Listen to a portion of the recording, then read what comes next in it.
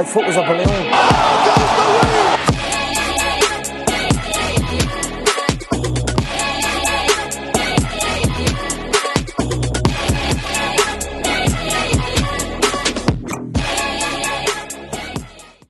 Welcome to Faber Fight Club, episode 15.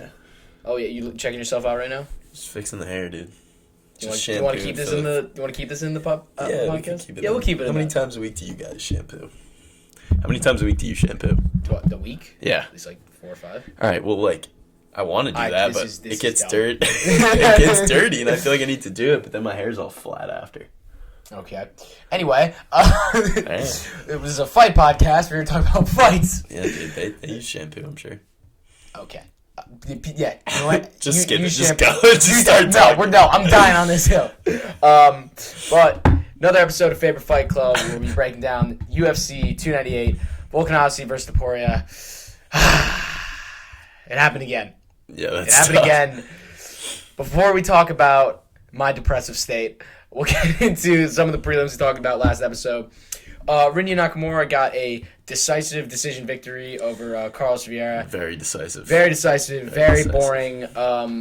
Rinya got hurt. Like, he hurt his hand in the beginning of the fight, so he didn't have a lot of offense. And Vieira is just some 36-year-old Ryan Hall, ankle-picking merchant. And it was just a whatever fight. Yeah. All he was going for was leg locks. Yeah, it sucks for Rinya because, like, it could have been really cool for him to, like, knock some dude out and just be like, oh, the next guy. But also, whatever. like, tough that if his hand actually was fucked up, if he had someone that was real in front of him, like, that would have been an issue. It would have been shit. It would have ruined his whole trajectory. Yeah, so get that out of the way and then, move on from there. But, again, a nice victory for him.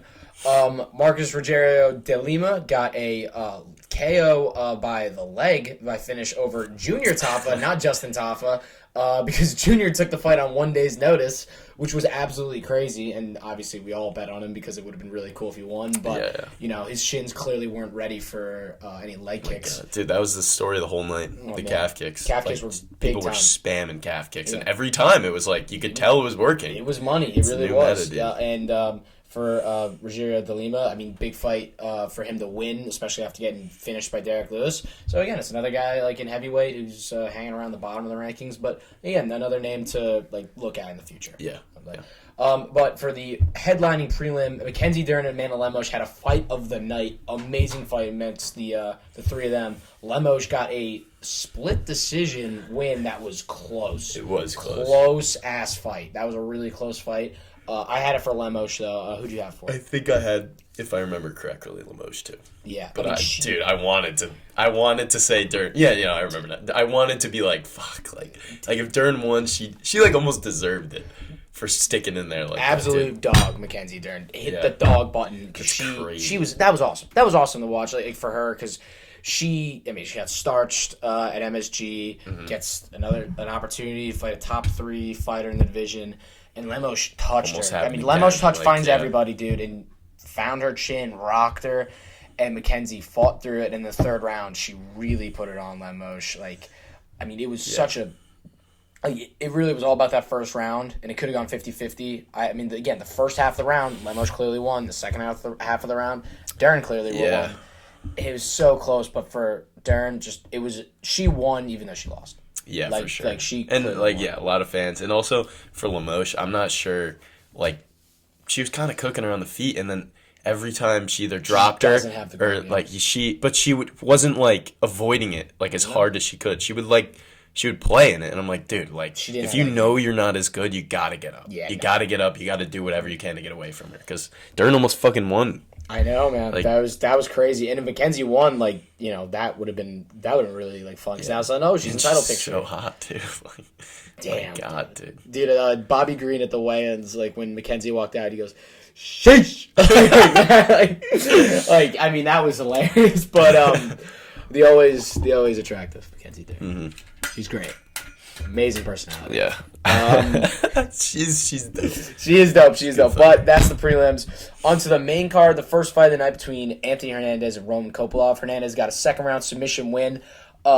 Hernandez is an animal, man. Yeah, holy Absolute fuck. animal. I didn't think he was a dog like that. No, dude. He was talking shit during the fight. Fluffy. After, like, Fluffy damn, is good. Yeah. I would say, like, there were some people who said that, like, oh, Kopolov's a fraud. I'm like, I don't know. Kopolov won that first round. Like, it was close, but Hernandez just, he shot, like, at least 20 plus takedowns. Kopolov defended 19 of them. Yeah, and which then, was not. No, like, we didn't think the odds makers really didn't think that would happen. No, didn't think it would happen. Yeah.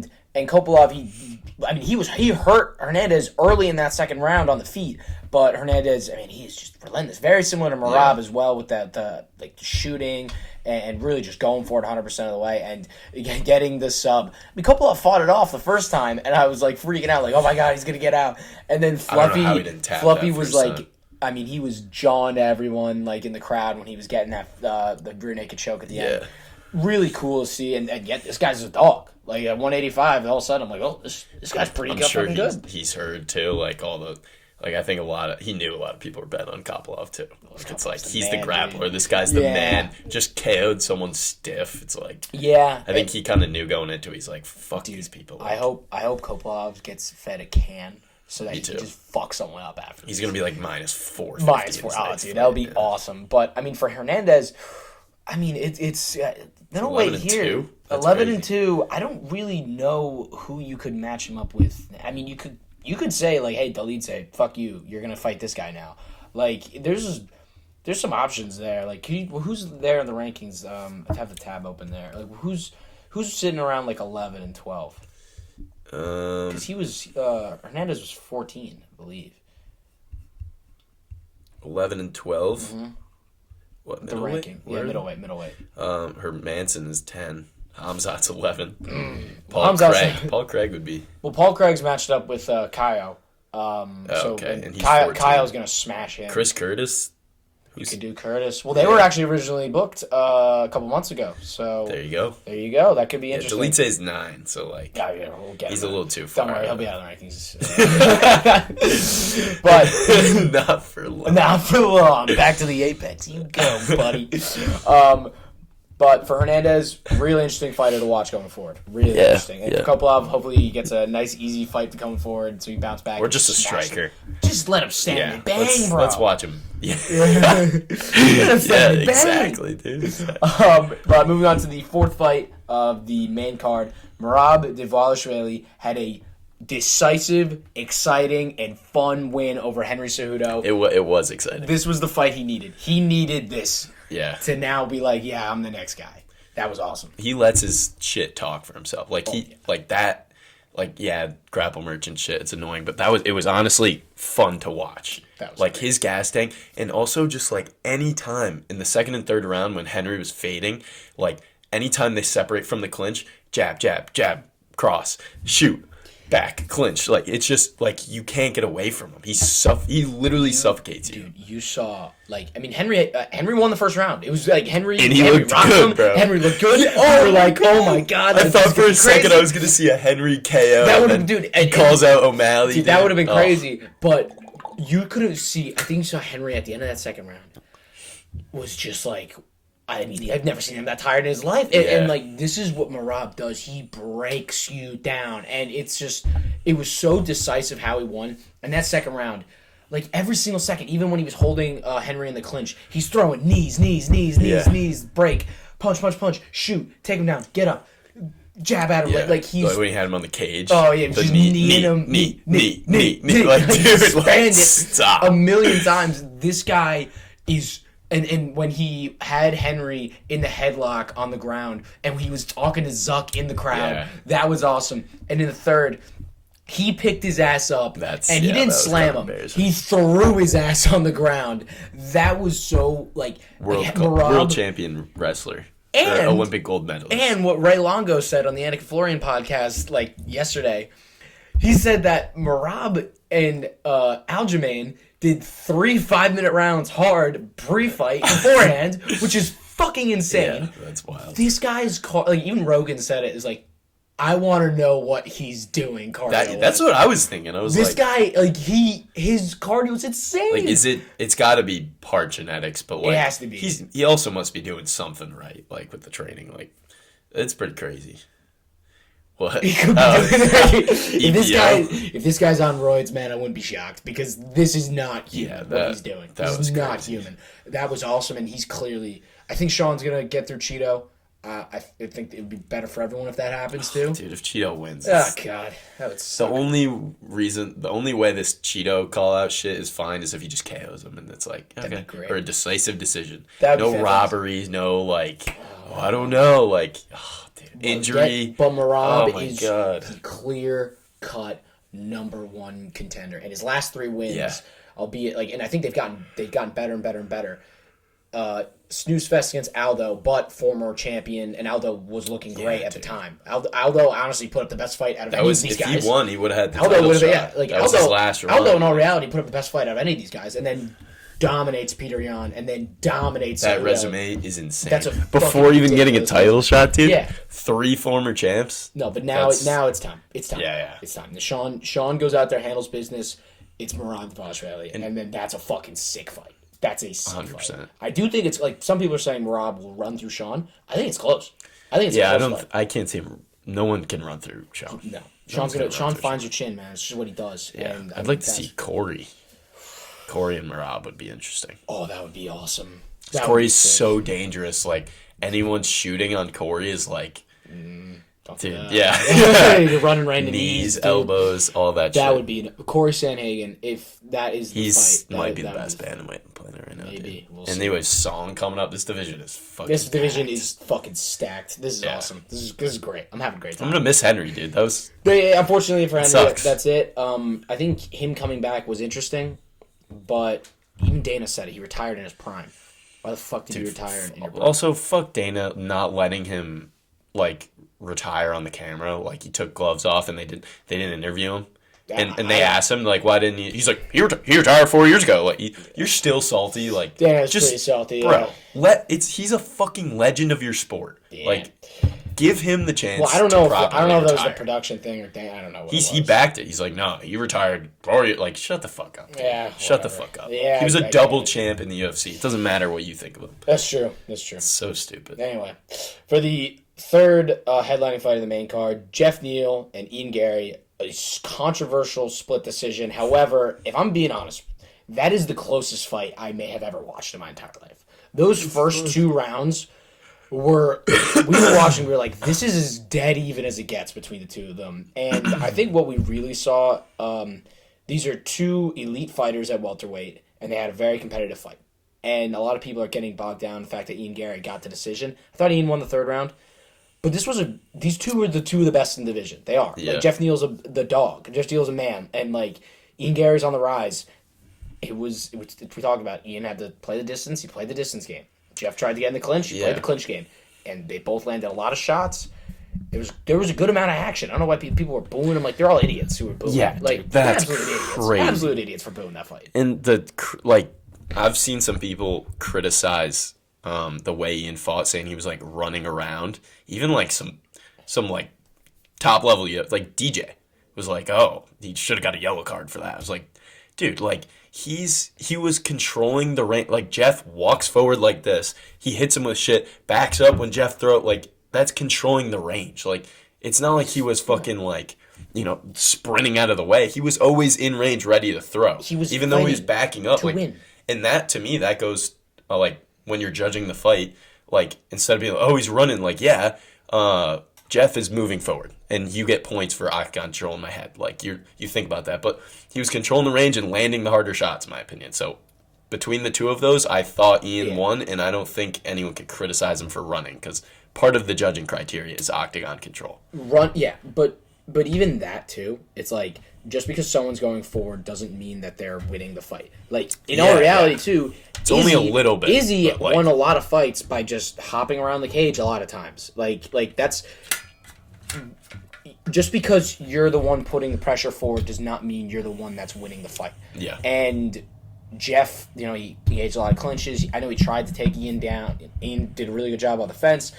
I mean, I really, at the end of the day, it's like, Ian Gary he proved again that he really belongs against an elite fighter. Because Jeff Neal, he hit the shit out of Shavkat, and they had a really intense, crazy fight. We also think Shavkat's the number 1 guy. Yeah. So for Ian to do that, It's like, okay, that's a pretty good fucking win. So now for Ian, it's like, yeah, he's number 8 in the division. He's going to be looking up Colby Covington if he wants to fight him. No way Colby takes that. 0% chance Colby takes that.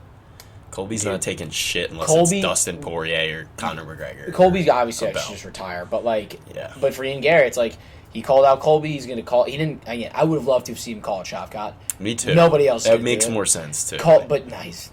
Nobody's calling him out, obviously. Yeah. But for Ian, good fight. He fought well, in my opinion. He proved that he's an elite fighter in the weight class, and now he's going to get a good opportunity coming next. Maybe he fights on the undercard with Conor. Who knows? Yeah, he's fucking good. He's very good. All the other bullshit, I think he won that fight, too. He did. I thought he did. It was close as fuck. Those first 2 rounds were fucking ridiculously close. Yeah. I remember looking, I was like, this is the closest round I've ever seen in my life. But for Ian, I'd hope to see him get a nice, a big time fight going forward. Dude, if Jack Della beats Gilbert, you could run him versus Jack Della, and that's a sick ass fight. I don't want to be too hype trainy right now, but bro, if Ian fought Shavkat, I'm putting money on Ian. He's gonna be plus 200, and he'd be plus 2. I think I'm taking that. We'll see. I do think Shavkat on the feet, he's good as fuck, but dude, Jeff, man's chin is out and he just gets hit in the face. You can't. It'd be interesting. Can't just do that and really go right to the belt. And he's training at shoot box. Ian's last 2 fights have been so clean. He rolled Neil Magny, and then this was close, but Jeff was fucking good, dude. Yeah, it's tough. So. It's tough, but we'll see there for Ian. And again, he's active, so he'll be fighting soon. He'll be fighting sooner or later. He came out pretty clean. But so the co-main event, the fight of the night, in my opinion, between Robert Whittaker and Paulo Costa. Whittaker getting a decision victory. But holy shit, this fight was awesome. Oh my god. Such a fun fight. This is a great fucking card. Great card. So fun. This was a great card. Paulo Costa, I've given him a lot of shit because he's a pull-out merchant and, he get once a year, twice a year, chirps my guy. But man, he's fun, dude. He's so fun. He's funny, and he's good. He's not a fraud. Man. He's talented. He's so talented, and he's so fun. He's jacked. He's juiced, dude. But it was such a fun fight because you had 2 guys who really, they were going for it. There's no punches held back in this one. And I would say it was also a testament, Rob reminded everyone why he's Rob. He won that first round and then catches that spinning wheel kick to the face, stumbles, and then rallies and wins the next 2 rounds decisively. He just figured out Costa at the end. This also speaks to how good Drakus is. Because Rob's that good, dude. And Drakus ran through him. But for Rob, the fight to make is Strickland. That's the fight to make. Yeah. That's a great fight. That is a great fight. That's a great one. Strickland's and Drakus have entered themselves in the ring of people that fight each other over and over. Oh, yeah. Jared Cannonier will hop in there and probably fight. Well, he's fought Strickland. He'll probably fight Drakus at some point. Honestly, I wrote this down for Costa because it was such a fun fight for him.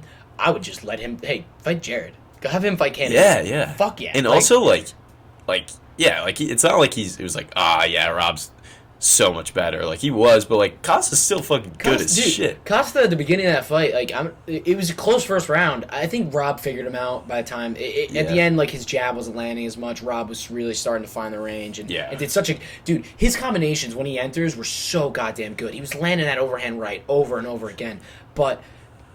Costa at the beginning of that, that first round, man, he was on point. At the beginning, he was really landing some shit. Dude. It was and none of the shit that Costa got hit with, it would be oh shit, and you're waiting for him to kind of be nah, dude. And every time.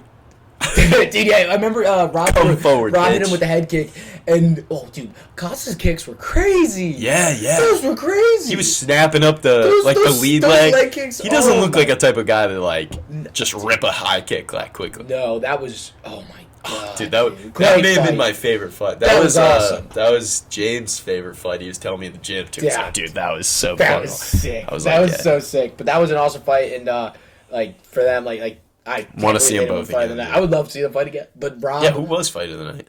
Fight of the night went to Dern and Lemos, which I get it. It was a great fight. Yeah, it was fun. It was fun to come back, but that one for me, scrap of the night, absolutely fun. Absolutely. Yeah, dude, that was fight of the night. So fun. But now to the main event, Ilya Topuria. He is who he said he was, man. He knocked out Volk in the second round clean with a perfect right hand. El Matador, man, I got to give him his props. We talked about how dangerous he is. I believed in Volk. And in all reality, like, I thought Volk was very much winning that fight in control, but we said it. You can't make a mistake against this guy. And the mistake came, and Ilya shut his lights out. And holy shit, this guy's good. Like in reality, this is the guy. Like, he is. That first round, I gave it to Volk, but it's very competitive. It wasn't like Volk usually wins his rounds pretty decisively. And Topuria usually doesn't. Yeah.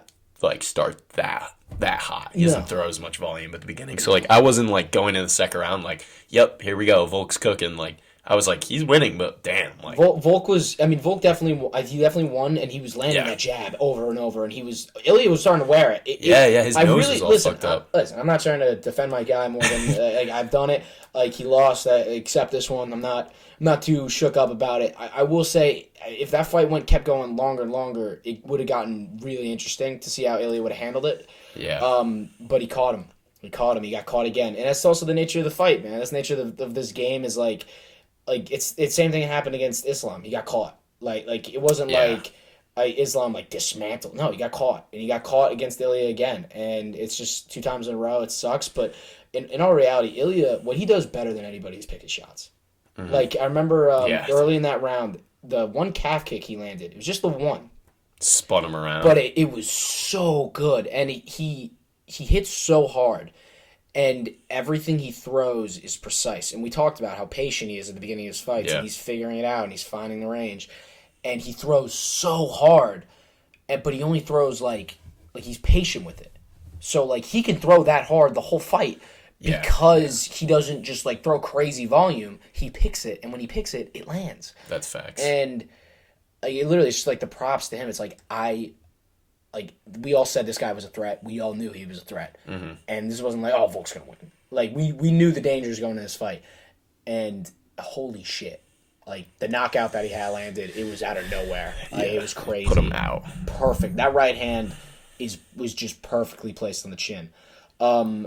And we knew when he dismantled Josh Emmett. Killed but Josh. like you said, like Emmett he's good, but he's not like a Volk. No. So it was like part of the reason it was hard to pick. It was like, all right, this guy looks unbeatable, but he's fighting a guy who like is unbeatable. Yeah. So now it's like, damn, like he's that good. So now when you match him up against everyone else, now I'm like thinking, holy fuck, like he is everything he said he was.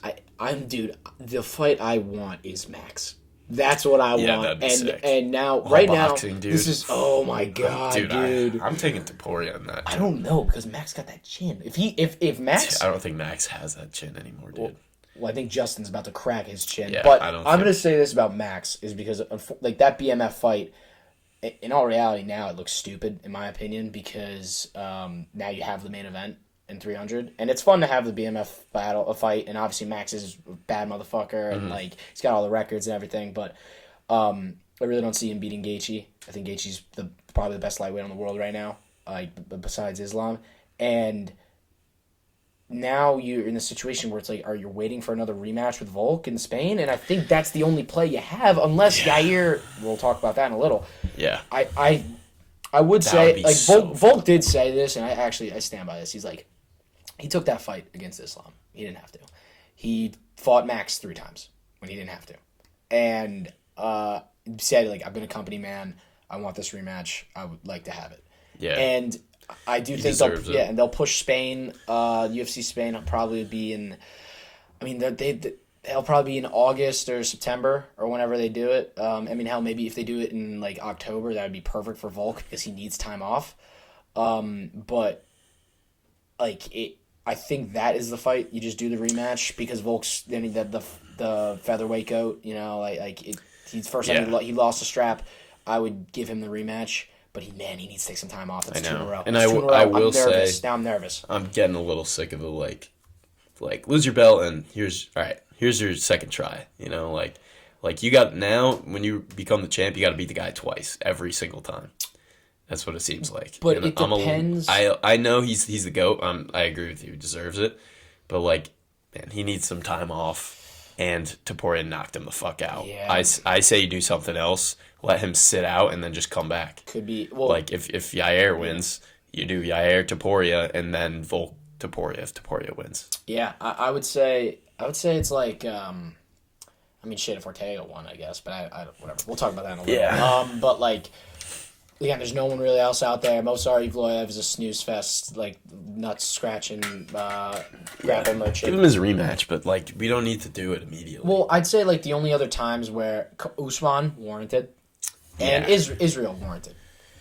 Now, but everyone. But Usman also dogged him for 4 rounds and then got KO'd. Yes, that was like, wild. Well, it was a close fight. It was a close fight, and then he got knocked out in the second round. Like, I'd say there's not many people that deserve it. The only reason he deserves it is because he's fucking Volk, and he's like pound for pound top 3 in the UFC. So I would, anyone else, hell no. Well, I don't even think. The problem is he got knocked. If he lost to Islam the second time and he just like say he got subbed or like he like just lost and like he lost a decision, then it's a different conversation. Yeah, he's got knocked out twice. Twice in a row, man. I'm nervous. And he's old as fuck. That fucking stat, dude. I saw Charles is 34. Yeah, I'm nervous. Charles, Fuck. Charles gotta win. Charles better win, but for Ilya, man, fucking. This guy is the guy, and if you get a fight with him and Max, oh my god, that's fucking awesome. And I do want to say, like, we compare everyone to Conor, and he compares himself to Conor a lot. He did the thing. But I will say, like, holy fuck, like, they were both 15-0, getting to the championship. Conor beat Aldo in like 15 seconds by KO, but dude, Topuria beats like the new featherweight goat by KO. Like he fucking did it, dude. No one will ever be Conor. I've accepted that. Yeah, but holy shit, as close as you get. He's even got the same tattoos, dude. He's got the same tattoos. He talked all the shit. He grabbed the belt. Not once, but twice. He did it at the presser, just like Conor did. That's when we freaked out. We were like, "Oh my god, he grabbed the belt." Pissed, yeah. He was pissed, and honestly, it was weird because Volk I thought handled it so well, and then like, it just. He knocked him out. It's like, Conor knocked him with the left. He got him with the right. It was just so... It was weird, man. But this guy he's the Matador. He's fucking... Like, and he's got he's got a sick-ass life. Dude, everything about him is sick. He's got everything. He's got the nickname. He's got the hot girlfriend. Also being from Spain. Yeah. Like, that's a sick new era. It's literally a second... It's so similar. It's a second... The problem is his English sucks. Yeah, but part of that's it's sick. Part of it is you like hearing a guy like I punch him in the face. His voice isn't deep. It's his voice too like it's high pitched. It's high pitched, yeah, and so it's he's like I slap you. And like, shut up. I will say though, like before, we were saying it was like like he's talking all this shit like I'm gonna knock you out. So like it's like kind of cringy because it's like who are you? But now it's like. Now, if he says this shit again, too, like, next time he's at the press conference saying this shit, I'm going to be like, damn, like, he might. That guy. He might. But that wraps up honestly, however it ended, and however much money I bet on Volk. Oh, yeah, dude, I forgot about that. It was a really fun card. Ty immediately, like, as soon as Topuria lands that right, we're all, oh, and Ty just goes, no! It's just like the most natural, like, when you hear someone scream, like you scare them, and you could tell it's like coming from their heart. I was like, you were literally like, no! It's like watching your child. Dude, it was like, I swear to God, genuine. It was so sad. I was like, no. Well, dude, the worst. It wasn't worse than at Parents' Weekend when Volk got KO'd again because I was hammered and my parents were there and I couldn't freak out. Yeah. And it was. That was different. Where I was like, I gotta get my shit together. I had to step outside the room. Here, I was just like filled with so much sadness. Yeah. I was just like, no. Dude, my cousin called me and he was like, "Are you okay?" And I go, "I'm fine." I'm like, "It's okay. Like, I'll live." Yeah. But that was. Look, man, the memes about watching your favorite fighters, like, this is part of the game. That's why I love it. Like, sometimes when your favorite guys are fighting, they win, and you're fucking hyped. It saves your night. Charles has done it for me too many times. And then you watch Volk, and he's the man, and now this is 2 times in a row I've seen him get knocked the fuck out, and it's very sad. Dude, it's the fight game. It's like watching, like, it's like if I was watching Tom Brady, Mahomes in the AFC Championship, and like the Patriots lost, and then Tom Brady got like shot in the head after the game. Like it's like a different. You're not just like so upset they lost. It's like you literally watch them get almost killed. It's part of the game, man. It's tough. It is. It's part of the game. But that wraps that up. Hopefully we get a Volk fight card. And then in the next year, we'll talk about that, hopefully, in 6 or so months. But for UFC news, we finally have the headlining fight for UFC 300, and it is not Bilal Muhammad. Thank God. Alex Pereira and Jamal Hill to headline UFC 300. This is a great fight. Now, people are mad, but some people are very disappointed. I'm going to say this. Pereira is the biggest rising star in the UFC. Everyone fucking loves this guy. People are going around screaming Chama at him. He don't speak a lick of English. Like, this guy is the man. His story's awesome. Yeah. Double champ. It's kind of like running two belts. Double champ. This is a great fight. They're going to stand and bang. This is going to be awesome. Jamal Hill is really fucking good. Jamal Hill is awesome. There's not really any way this fight couldn't be fun. Jamal literally said, either going to be I ain't a nasty, unconscious KO, or it's going to be 5 rounds of like crazy. Like Pereira, you literally cannot have a boring fight. Izzy tried. No. Couldn't do it. Can't do it. This guy's going to dismantle you. He's going to kick your legs out from under you and then beat the shit out of you up the feet. And Jamal Hill ain't no joke either, though. Jamal Hill's pretty fucking good. And he said he's like, I'm gonna fucking stand in front of this guy like everyone else has said. Dude, and this is also, I love this fight too because Alex sized his ass up in the octagon after Jamal beat Glover. Alex was staring at him. One more man to avenge. This is the last one he has to avenge on his way out. Yeah, they're gonna use that in the fucking promo. Oh, they're using that. But there are people who say that this doesn't have the star power that it's needed for UFC 300 because people wanted Conor. People wanted, Brock Lesnar. They wanted John. They wanted highest level. They wanted John. They wanted GSP. Like you wanted a superstar. Yeah, it is 300. Yeah, it's UFC 300. I think 300. The reason why it's great is because of the card as a whole. And Dana said his promise was that the first fight, you're going to be like, that's the first fight. And the first fight of the night is Cody Garbrandt and Davison Figueiredo. Now, disrespect to put it on the first fight? Maybe. But Dana said he wants the first fight to be a banger.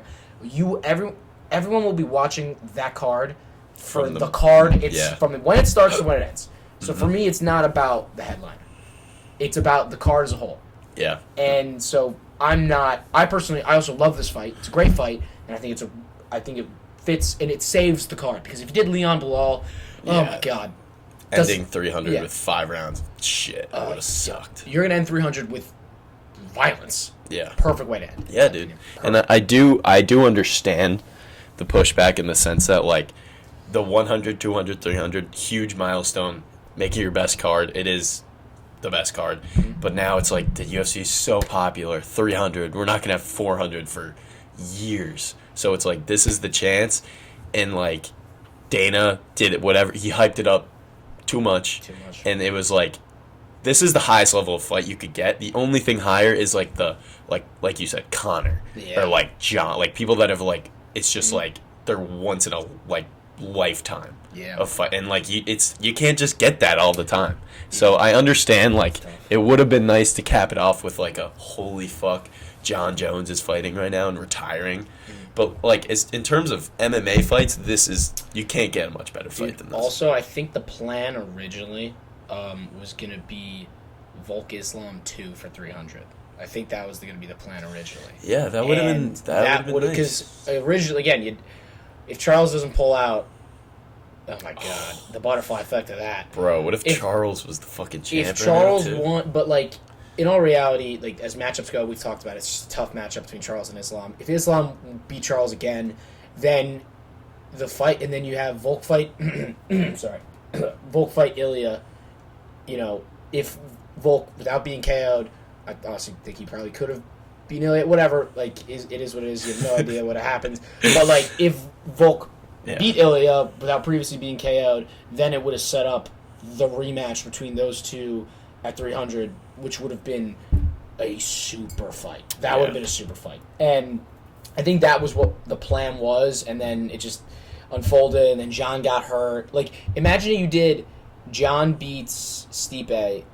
I mean, no, but John probably would have retired. They should have had Conor. It should have been Conor. It should have just been Conor Chandler, but it is what it is. I'm no way disappointed in this fight, though. I'm not at all. No, it's going to be a great fight. This is and a great I think fight. people are going to, after the card's over, everyone's going to be like, okay, that was fucking sick. Because, and at the end of the day, cards on paper, the fight's still got to happen.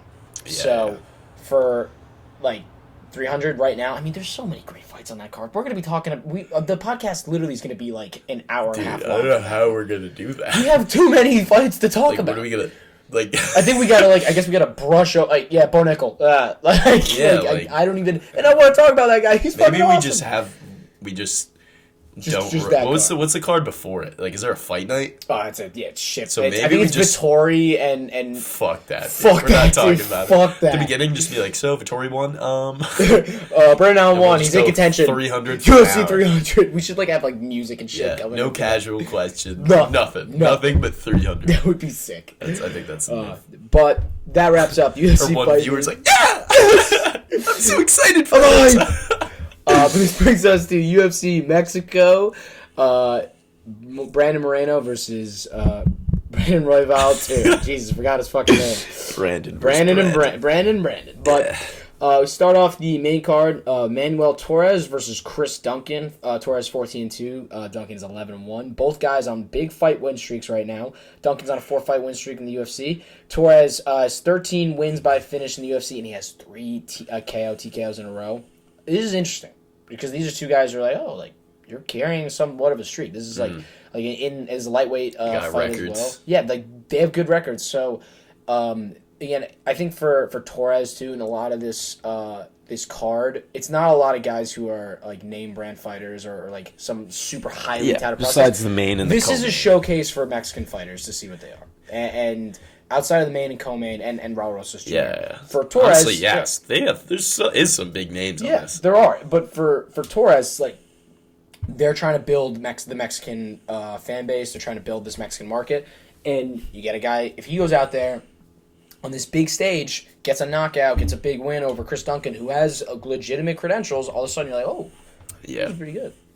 And so that for me, I don't have much to say about either of these guys, but this is their introduction to the world for this fight. Yeah, and I think the style, the way they're setting it up, the Duncan guy, they're not feeding Torres a can. Duncan's good. Duncan's a good fighter. It is good style for it, because Duncan's kind of a shorter dude, boxer. He got clipped on the Contender Series. That dude, that dude, he got clipped 4 times and then got the KO. Yeah, that's him. So I think what they're thinking here is Torres is he's a big tall guy who knocks people out. He should be able to handle him or get something exciting.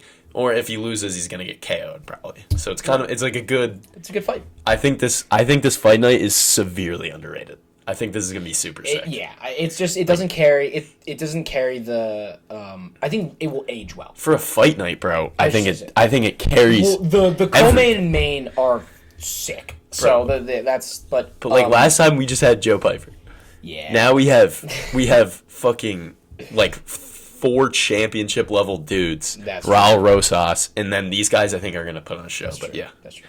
Yeah, no, but that's a good fight to start off the main card. Moving on to next fight is Yasmin Jauregui versus Sam Hughes. So Jauregui is that even? I don't even know. But I'm gonna just call her Yasmin. Other than Lupi Godinez, this is another big female Mexican prospect. She's a big favorite over Sam Hughes. Sam Hughes 8-5. So.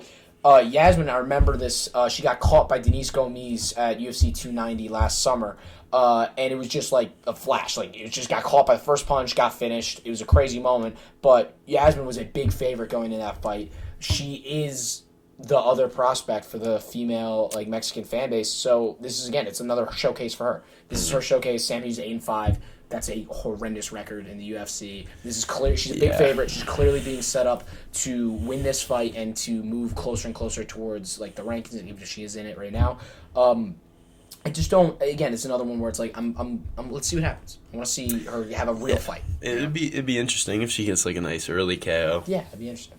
So that's it again. I think she's gonna beat the fuck out of Sam. Yes, Sam. It's 8-5, dude. 8-5. And also, like, it's not like 8-5 versus all good people. It's like 8 wins versus cans, 5 losses versus anyone resembling anyone. Like, she hangs in there, but like she's not as talented as the people she's. Nah, it's for me. It's like you sometimes you go record watching. 8-5. Get out of my face, dude. Like that's a tough one. What the fuck? 8-5. Jesus. But we'll see what Yasmin does. But now to the fourth fight in this main card: Raul Rosas Jr. versus Ricky Turcios, the kid, the 19-year-old phenom, Raul Rosas Jr. Man, this guy's awesome. Yeah, dude, Ricky's pretty awesome, too. I'd say Ricky is a former tough winner, which is pretty fucking hard to do. He was also, like, the most likable guy on that show. Very much. That was a fun... By the way, that was a great season. It was Volk and Ortega. Yeah. That was a great season for those two. And then it was a great fight, then. But Ricky's had a tough... Like, his UFC career's been weird because he has 2 split decision wins and then a UD loss. It's like, is he good? He doesn't have... His ceiling isn't, like... It's not like just wait. He just got to get it together. He just kind of wins. Yeah, he just kind of... He puts it together. Yeah. But, like, there's nothing you're like, he could put you out. Or, like, you know... But the kid... I'll tell you what about the kid. His only loss is aged also, like, fine wine. Like, he lost to... who the Martinez? That? Yeah, Martinez. Like, a dog. Who's really fucking good. And he lost, but he was on his back the whole time. Yeah. The criticism was, like, how do you not sub him? So, how do you not sub someone like Martinez? Like, okay. But Raul Rosas Jr., like, his first fight in the UFC, just subbed some dude. His last fight, he knocked some... I mean, the guy knocked out. That was crazy. But that was... Now because he's got a hit. And it's like, no way this guy's... He looks like... This guy looks like he could not knock a fucking child out. Dude. But he fucking, like... Knocked that dude out. Yeah, but he's 19 years old, and...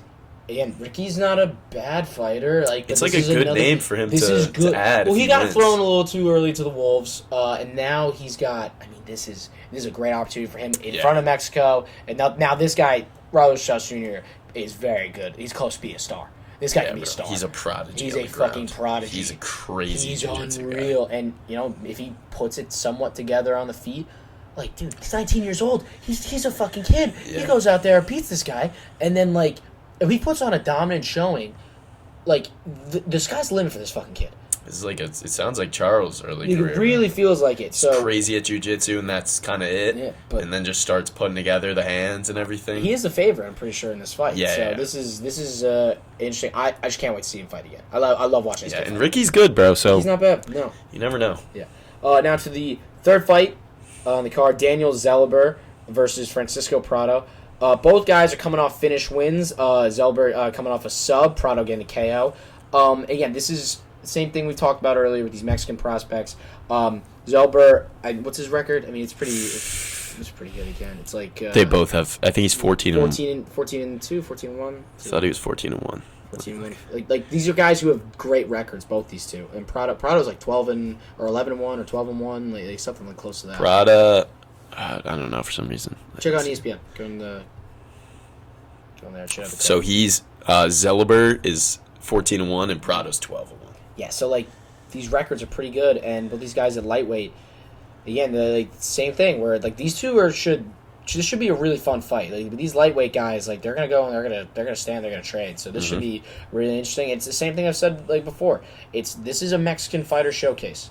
This is about building these guys. A lot of these guys they're not named all favorites. They're favorites for a reason. They're giving them favorable matchups to try and build some of these guys. And there's a reason why we don't know them yet. It's because they haven't been shown. They haven't not been part of these showcases. So this is for them to go out there in front of a big stage. This crowd sold out in 13 fucking minutes. That's crazy. This is gonna be huge. If you get and.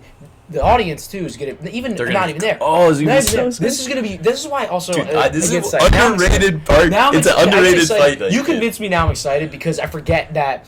I was thinking, it's a fucking Apex fight. Like, no, there's a sick ass crowd. Everyone's gonna be playing. Like a card, dude. This is it's gonna feel like a main event card. So that's gonna be sick. I know that Bruce is gonna be there too, so it's gonna be lit. Oh, let's go. I'll be lit. I feel like low key it would be the perfect time to have Martinez. So I'm guessing he's. Oh yeah, the other guy. Brazilian yeah, the other guy. Yeah. But whatever. Joe Fuck that guy. I do want to say though. I think like they're given favorable matchups, and it's not like, oh, here's a can win. Oh, this guy's so good. Mm-hmm. If they win, it's like, holy shit, like good job. Like the Pareto guy is good. Yeah. And it's also a chance for guys like him, like when you're on this Mexican card fighting a guy who's good and they think is going to beat you, and you go out there and starch him, or you win, then it's like, okay, now this guy's fucking good. Yeah, dude, and then like it's a huge opportunity for him and like the other guy who's like Chris Duncan. Mm-hmm. It's a huge chance for them to go out and get like a big win and be like, fuck you guys, like I'm that guy. Exactly. This is gonna be sick. Yeah. And I mean, with that, now this brings us to our real fucking fights. Let's go, dude. Number 4 ranked Brian Ortega versus number 3 ranked Yair Rodriguez. So this fight, I actually went to it the first time. This is a rematch. This was the headlining fight of UFC Long Island 2 years ago. Me and Brandon went to it, and we were absolutely juiced to watch it. We were fucking losing our minds going for it. And then Ortega separated his shoulder at the end of the first round, and then everyone left, and we were like, that sucks. Yeah. The card was awesome, but it was one of the most memorable experiences of my life. But it just left so much. It was such a fun first round, and for it to end like that with those two guys these two are some of the most exciting fighters in the UFC. Yeah. Yair is one of the biggest fan favorites. He's awesome. He's so fun. He's so fucking good. There's not a single person on this planet that does not want to watch Yair. Yair is, I mean, he's just throwing head kicks. He's like a my career character. I'm gonna make this guy sick, just spinning shit, throws elbow. Like, dude, he's so good. He throws shit from the most wild angles that you can imagine, and his kicks are ridiculous. They're so fast, they're so quick. His hip flexibility is unbelievable, and he is not afraid to. Like, he's not like he's just like not afraid to go in the fire. Like, man, he fought Max in a war. Like, he's fought Volk. Like, he fought some of the best guys, and like. I remember his fight, too, against Josh Emmett was crazy fun. Yeah. You know, his kicks are ridiculous. He gets to your body. He'll get to your head. And he submitted, like, he submitted Josh Emmett. It's crazy. Like, he's gotten better on the ground. I mean, Volk kicked the shit out of him there, but, like, that's Volk. But, like, I mean, Yair is the most exciting fighter in this division. He's the guy who... Like, it's just guaranteed this guy's going to have fun. That would be so fun, dude. Now, that's where it gets interesting. So, Ortega has not fought since he tore his shoulder against Yair. Yeah, he's getting some shit. He sat on that fucking ranking. Here's what's fun. Brian Ortega has had a win less recently than Khabib Nurmagomedov. Khabib has a win more recently than this guy. That's insane. Ranked number 4, 2024. What the fuck? But... this guy is a fun fighter. Ortega is an absolute warrior. The fact that his fights against Volk and against Max, even though like he had the stoppage against Max with the doctor, this guy is tough as shit, dude. He could not see a fucking thing after the beating that Volk put on him. That was crazy. And that fight obviously was an absolute classic. Almost submitted him almost twice, got him. Yeah. Almost got him. Almost was the champ. And for me, my take is just like, this is going to be a fucking war. These two are gonna go to war, man, and it's all about how Ortega is after shoulder. Yeah, and I have a feeling I think Yair is gonna cook him. I think Yair is significantly better than Ortega at this point. I think there's good money on the over in rounds. Dude, I don't even know about that. I could see. Bro, Ortega's. How old is Ortega? He's on the older side, right? He is on the older side. He's just his style to me. Like, just the way he's going to fight Ortega, it's like Ortega, defend Yair's kicks and, like, hit him more than you get hit. It's like, no way. Dude, Yair's... And then, you want to submit him? Like, I don't see that happening either. He doesn't shoot. He doesn't shoot. Doesn't shoot, he pulls guard. Yeah, but so does Yair. Like, he doesn't shoot, but he's good off his back. It's more like defensive jiu-jitsu. Yeah. So it's not like Ortega's going to shoot, throw him on the ground, put him in. Like, Yair's too good off his back. Like, I just think he's way better on the feet, and he's not going to get submitted. This is such a fun fight. Like, this is so I hope it goes 3 rounds at least. Or if Yair just starts. Is it 5 rounds? This is a 5-rounder, I'm pretty sure. So this is going to be interesting. But if Yair just goes out there, fucking rocks him, calls out Ilya, Volk wants to take the time off, fuck it. He was the interim champ, bro. Dude. I'm hammering Yair. I would love it. Yair's, he showed when he cooked Josh Emmett, like he's like that. Dude, he's got, and I'd say, like, listen, I still think Ilya would smash him probably. Bro, I like how he matches up. those styles. Ilya's the heavy boxing stance, bro. Yair's gonna fucking light up those legs and throw all this shit up the middle into his leaning head, bro. I know his odds would be crazy, but dude, that's such a good fight. I really do. I mean, Yair's what's he probably minus 200. Yeah, he's the favorite. Yeah, I'd say so. It's about fair. And he's minus 175. I'm telling you now, man. I wouldn't be shocked if Ortega pulled something out. He's fucking tough, man. He's cheeky. He's tricky. He's tricky. That's what he is. He's a very tricky fighter. He'll land like little shit, like those spinning elbows, and he's like these uppercuts are so good too. So for me, this is close.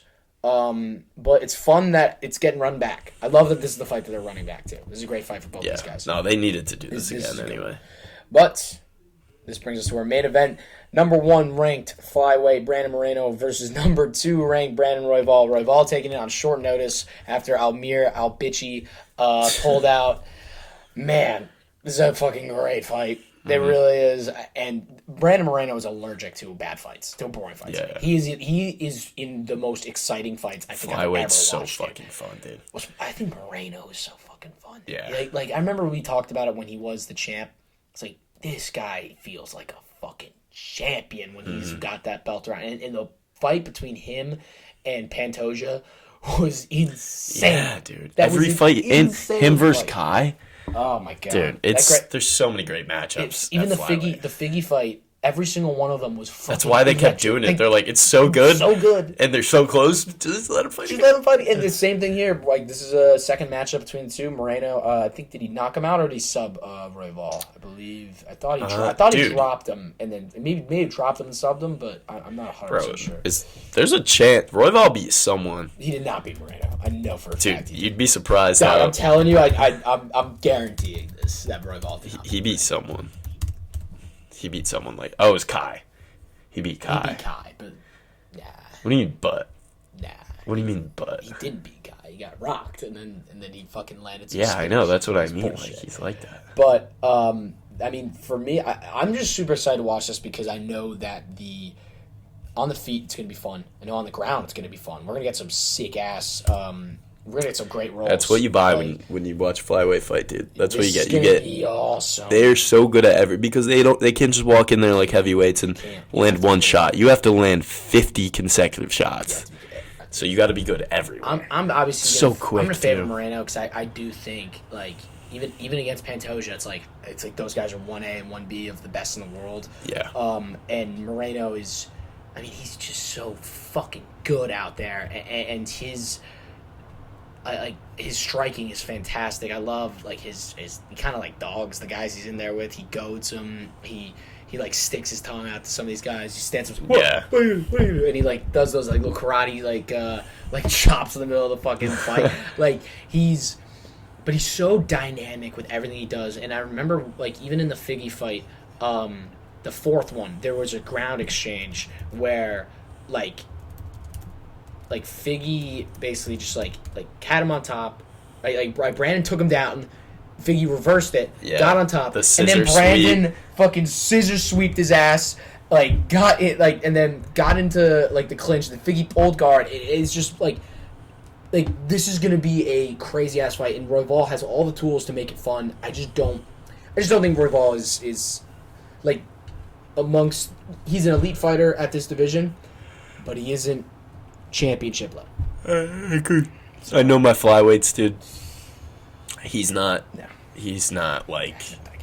He just across 5 rounds. You saw Pantoja across 5 rounds. He just can't keep up with him. Yeah. But he's a finisher, bro. He's fun, man. He catch like Kai, dude. Caught him. Like he gets rocked. He's also, and we say it all the time, maybe a little too much. He's a fucking dog. He gets rocked. It doesn't matter. It's like usually when you rock someone, they got to recover, and we're like, wow, like good on them. That's crazy. He gets rocked and he's right back in looking for shit. His knockout of Nicolau was sick. Yeah, dude. He knocked Nicolau the fuck out. And Taze Nicolau was really fucking good. Yeah. He's really good, and that was a fucking beautiful knockout. Yeah. And obviously here, you could necessarily argue, but it's if Moreno wins, I'm pretty sure he's gonna be fighting Pantoja again. And I'm not saying no. Royval wins, dude. Maybe. Royval has to catch him in something. Which he can't, I wouldn't be like, how did this happen? If Royval wins, I don't love it because, well, it'd be great, obviously, if he won, but he already has 2 losses to Pantoja. He can't fight Pantoja if he wins. He's got to fight someone else. I don't know. It's a very... But it opens things up for Kai. It does open things up. Kai is right there. Kai's got to get a fight booked. Bro, he's just... Dude, everyone's got to get out of there before Mokaev gets there, all right? Because he's coming. So, we gotta get this line moving and try and, Umar this guy. Kai just needs the fights. There's not a single person I'm taking over Kai at this point. I'm taking him to beat Moreno again if they fight. That's true. For the first time. That's true. But, dude, fuck, man, there's some good fights right there. This honestly, the more we talked about him, this card is really going to be fun. This is going to be a really fun one. Loaded episode today. Got some big fight news, obviously, with the Volk card. For now, locks-wise, I'm saying I really think Ortega and Yair is going to the decision. I really do. I think it's going to go to the decision. I think Ortega is so fucking durable that it's just going to be tough for Yair to put him out there. Because, he's really never been finished. He got finished by Max he's died on the stool. He didn't, he didn't get, Volk didn't put him out. This might is... be time. It might be time. It might be after the layoff, but I'd take him. I'd take Raul Rosas. I'd take the over in rounds, and then I'd take Moreno. That's for me. I think I might just throw $50 on Yair. But you might if for a lay, I would do Yair, Moreno, and then Manuel Torres. Okay. Because Torres has good. He's only minus 155, and I think he's much better than Duncan. Duncan had a good win though against this guy. I don't know how to pronounce his name. It's Amouche or something like that. Who's a dog. It was an absolute animal. He had a good. Just gets touched too much to. Yeah. When I see someone that gets hit a lot, and they're fighting a guy who's rangier than them, longer, and it's they're gonna get hit even more than they thought they are, and that never bodes well. If you're just getting popped, it just throws your whole game plan off. That's true. So I like him. I think Yair's gonna. I think Yair's way too talented for Brian, and I think Moreno's way too talented for Royval. There you go. Those are our picks for this week. Now next week we'll be breaking down all things UFC Mexico. Decided on what we're gonna do for UFC 299 and the next fight card because it's Jairzinho Rosenstruck and Gudaev, or I don't even know how to pronounce the guy's name. But it's not a bad card, but we have spring break coming up, so we have to do the 299 episode, I think, before we go on spring break. So for us, going to be interesting what we do there. We'll figure that out. Keep looking at the Instagram. It's on the Instagram.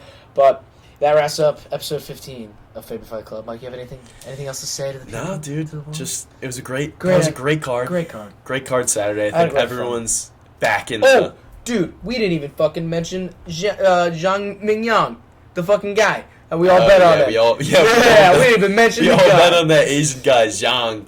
And, that was great. He was getting touched. He was getting killed for the first minute. And it was every punch the guy threw landed, and we were Zhang Mingyang. I was literally I just wasted That was a fun $10. fight because we all were let's bet, both these guys, the line was minus 115. We were let's bet on one of them.